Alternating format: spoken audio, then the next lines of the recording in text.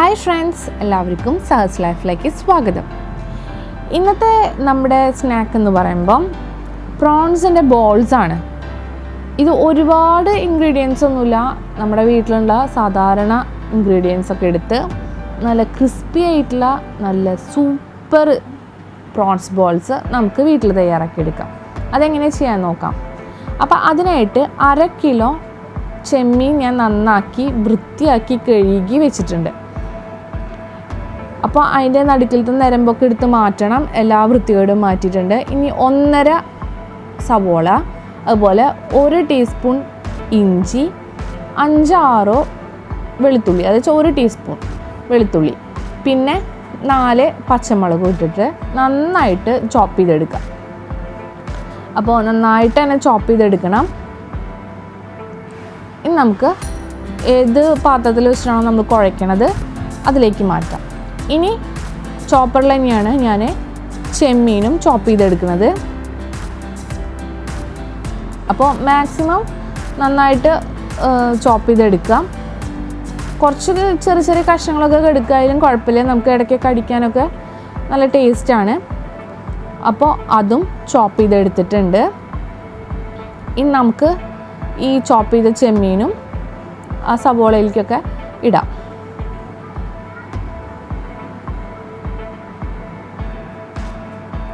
ഇനി നമുക്ക് പൊടികൾ ചേർക്കാം.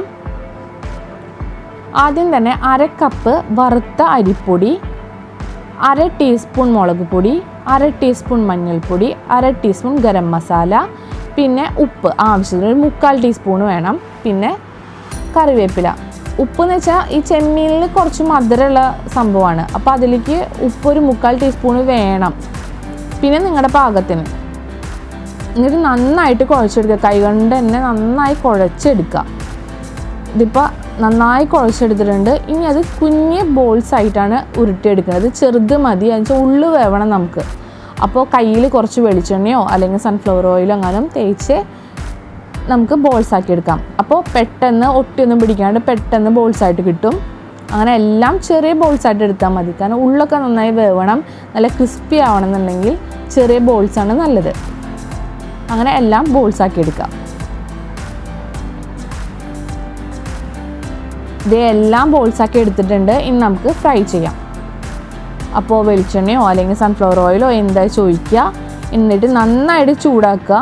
എന്നിട്ട് കുറച്ച് കറിവേപ്പില ഇടുക. അപ്പോൾ വെളിച്ചെണ്ണ ചൂടാക്കുകയാണെങ്കിൽ ഹൈ ഫ്ലെയിം ഇടാം. എന്നിട്ട് ബോൾസ് ഇടുമ്പോൾ നമുക്ക് ലോ ഫ്ലെയിമിലാക്കി ഇടണം. എന്നിട്ട് അധികം കൺജസ്റ്റഡ് ആയിട്ട് ഇടണ്ട, ഒരു 9-10 അത് ആ ബൗളിനനുസരിച്ചിട്ട് ഇട്ടാൽ മതി.